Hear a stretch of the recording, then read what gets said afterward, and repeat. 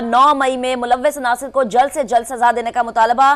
क्या हम एक और 9 मई का इंतजार कर रहे हैं? फौज ने तो खुद एहतसाबी का अमल मुकम्मल कर लिया। तो ये एक अहम प्रेस कॉन्फ्रेंस जिस पर डीजी आईएसपीआर जो हैं वो ब्रीफ कर रहे थे और उनका ये कहना था कि हम तैयार हैं, बनाएं जुडिशल कमीशन। और इसी पर बात करेंगे। Senior anchor person Munib Farooq हमें ज्वाइन कर चुके हैं। मुनीब, यकीनन ये प्रेस कॉन्फ्रेंस आपने भी सुनी होगी, बहुत अहम और बहुत जरूरी बातें डीजी आईएसपीआर कह रहे थे, क्या कॉमेंट करेंगे आप? देखिए, इसमें एक चीज तो बड़ी क्लियर है कि ये जो मौकफ है डीजी आईएसपीआर का या फौज का, वो बड़ा क्लियर है कि इसमें कोई दो राय नहीं है कि पाकिस्तान की फौज सानह 9 मई को किस तरह से देखती है। बड़ा शदीद और शिद्दत से रिस्पॉन्स आया है कि ना ही 9 मई कोई फॉल्स फ्लैग ऑपरेशन था, बल्कि रियासत पर एक हमला गर्दाना जाता है। उन्होंने इस बात को भी अक्सर रद्द किया है जिसमें कहा जाता है जी कि जुडिशल कमीशन बना लें और ये सब कुछ कर लें। उन्होंने कहा कि दिस इज एब्सोल्युटली क्लियर जो उस दिन हुआ। अब ऐसी सूरत हाल में जो ये डेवलपमेंट है, इसके नतीजे में जो भी पिछले 1 साल के अंदर होता रहा है या जो भी बदकिस्मती से पाकिस्तान तहरीक इंसाफ बसीत जमात कहती या करती रही है, वो एक डैमनिंग इंडाइटमेंट है फौज के खिलाफ। लेकिन अब उस सारे मामले को यकसर रद्द किया है, इलेक्शंस के अंदर धांधली को यकसर रद्द किया है, सियासत के अंदर मुलव्विस होने को यकसर रद्द किया है डीजी आईएसपीआर ने। और जो बड़ा क्लियर और अनइक्विकल बयान था उसमें यही है कि आप जब तक माफी नहीं मांगेंगे रियासत पर हमला करने की, तब तक ना कोई आपसे बात कर सकता है और तब तक आपको शर्पसंदी गर्दाना जाएगा। मेरे ख्याल में 1 साल बाद ये तमाम तर जो पिछले दिनों एक पूरी कैंपेन चल रही थी, एक स्ट्रैटेजी बनाई गई कि कहा जाए कि फौज के साथ मुज़ाकरात हो रहे हैं या फौज मजबूर हो गई है तहरीक इंसाफ के साथ मुज़ाकरात करने की, उसको मैं समझता हूँ उस नैरेटिव को मुकम्मल तौर पर आज डिस्ट्रॉय किया गया है डीजी आईएसपीआर की जानिब से। सबसे इम्पोर्टेंट बात मेरे ख्याल में उसके अंदर जो अंडरलाइंग मैसेज था वो यही था। जी अच्छा, मुनीब साहब साथ ही रहिएगा, हमारे साथ मौजूद हैं सीनियर एंकर पर्सन और सहाफ़ी और तजियाकार नदीम मलिक साहब भी। नदीम साहब, आपका भी बहुत शुक्रिया। बड़ी तवील प्रेस कॉन्फ्रेंस थी नदीम साहब और बहुत सी चीज़ों का इहाता किया। मैं चाहूँगा कि ज़रा जो इलेक्शन के ऊपर उन्होंने बात की है, जो इलेक्शन के बयानिए के हवाले से उन्होंने बात की है, उसके ऊपर भी ज़रा आप अपना कमेंट कीजिएगा। उन्होंने कहा कि ये एक और झूठ है कि वोट देने वाले इनके पीछे खड़े हैं, क्या आवाम का वोट इनके हक में था? एब्सोल्युटली नॉट कहा गया डीजी आईएसपीआर की जानिब से। उन्होंने कहा कि ये झूठे बयानिए बनाए जाते हैं, घड़े जाते हैं। मुल्क की आबादी के सिर्फ 8% ने बयानिया बनाने वाली जमात को वोट दिया था। इलेक्शन के हवाले से जो उन्होंने बातचीत की, नदीम साहब इसके ऊपर क्या कॉमेंट करेंगे आप?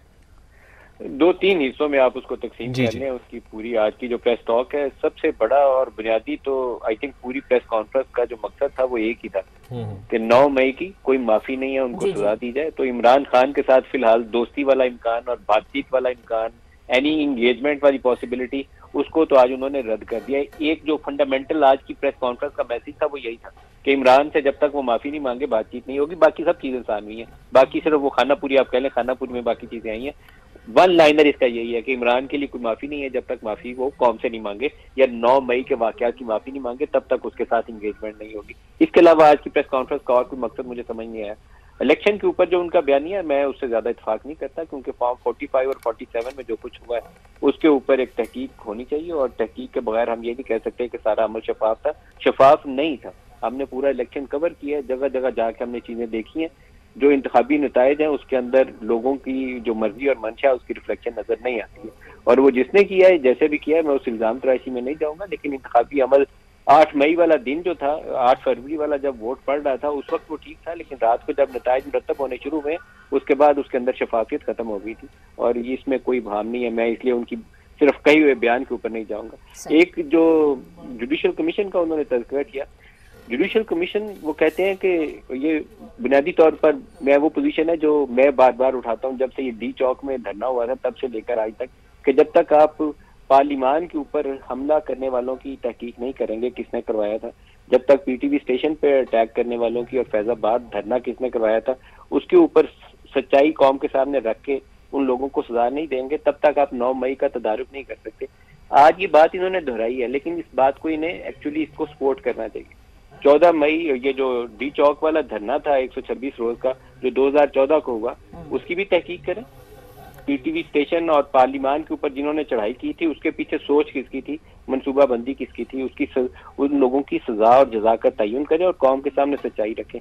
कभी दोबारा पाकिस्तान में 9 मई नहीं होगा, क्योंकि 9 मई के लिए होने के लिए जो बुनियाद रख दी गई थी ना, वो ये जो जिस दिन पार्लिमान के ऊपर चढ़ाई हो गई या पीटीवी स्टेशन की तारें काट दी गई, लोग अंदर घुस गए, जिस दिन फैजाबाद में पुलिस वालों को मार के पीछे हटाया गया, उस दिन 9 मई की बुनियाद रख दी गई थी।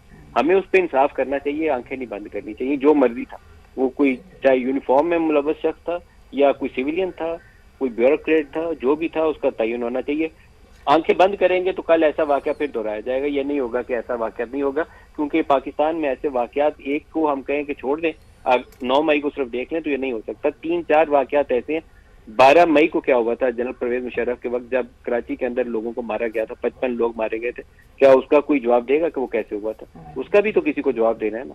इस तरह पार्लिमान वो इदारा है जिसके नीचे कॉन्स्टिट्यूशन बनता है और ये तमाम अदारे बनते हैं, सारा कानून का अमल वहां से पास होता है, वो पाकिस्तान की तकदीर के फैसले करते हैं वहां बैठ के।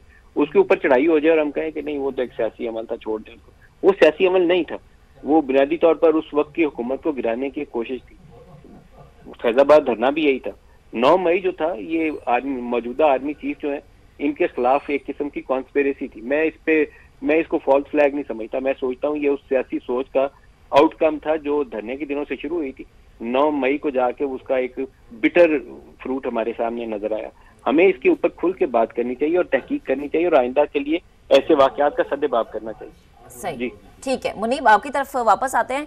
जैसे मलिक साहब भी जिक्र कर रहे थे जुडिशल कमीशन, तो कुछ टिकर्स हैं जो कि जुडिशल कमीशन के हवाले से डीजी ISPR की गुफ्तगू थी, मैं आपके साथ शेयर करती हूँ, फिर इस पर कमेंट कीजिएगा।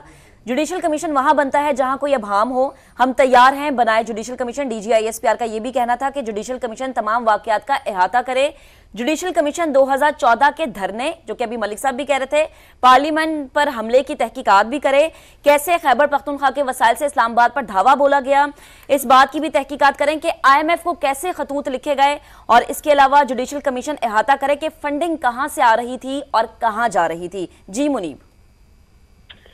देखिए, ये एक बड़ी बुनियादी बात है। जब सानहा 9 मई हुआ था तो बहसियत पाकिस्तानी, मुझे, आपको या नदीम मलिक साहब को, हम सबको तकलीफ हुई थी, और उस वक्त भी हमने यही आवाज बुलंद की थी कि काश जब 2014 पर रियासत को अंडर सीज किया गया, मफलूज किया गया, तो उस वक्त कोई खड़ा होता और कहता कि हम इसकी इजाजत नहीं देंगे। लेकिन बदकिस्मती से उस वक्त कुछ लोगों की मर्जी और मंशा पर वो सब कुछ हुआ। बहुत अच्छी बात है अगर आज डीजी ISPR ये फरमा रहे हैं कि हर चीज की इन्वेस्टिगेशन होनी चाहिए, 2014 की होनी चाहिए, तो मैं तो एंडोर्स करूंगा, बिल्कुल होनी चाहिए। और जो लॉकडाउन था सपोजिडली 2016, उसकी भी होनी चाहिए। लेकिन अब आज जहां हम खड़े हैं, पाकिस्तान तहरीक इंसाफ को बहसियत ये जमात आज ये रियलाइज करना चाहिए कि अगर वो मुल्क की सियासत के अंदर अपना मस्बत किरदार दोबारा रखना चाहते हैं, उसे कंटिन्यू करना चाहते हैं, तो सानहा 9 मई की माफी मांगनी पड़ेगी। अगर नहीं मांगेंगे तो फिर मसाइल भी अपनी जगह मौजूद रहेंगे और न ही कभी उनको पावर पॉलिटिक्स के करीब इतने आसानी से वो आ सकेंगे। बाकी बातें जितनी भी की गई उनके ऊपर बहस हो सकती है, वो बहस तलब है, चाहे वो इलेक्शन में ट्रांसपेरेंसी की बात है या और बहुत से मामलात की बात है, उस पर बहस हो सकती है। लेकिन सानहा 9 मई ओपन एंड शट केस था, वो एक सीधा हमला था पाकिस्तान के आर्मी चीफ के ऊपर, और ये पहला नहीं दूसरा हमला था। पहला हमला उनकी अपॉइंटमेंट के वक्त किया गया, दूसरा हमला उनके खिलाफ एक साजिश करके किया गया, और यकीनी तौर पर उस दिन खुशकिस्मती थी पाकिस्तान की और पाकिस्तान की फौज की कि वो अटेम्प्ट फॉइल हो गई। लेकिन जब तक पाकिस्तान तहरीक इंसाफ के दोस्त इस गलती को नहीं तस्लीम करते, यहाँ ये तकलीफ, ये जख्म अपनी जगह मौजूद रहेगा।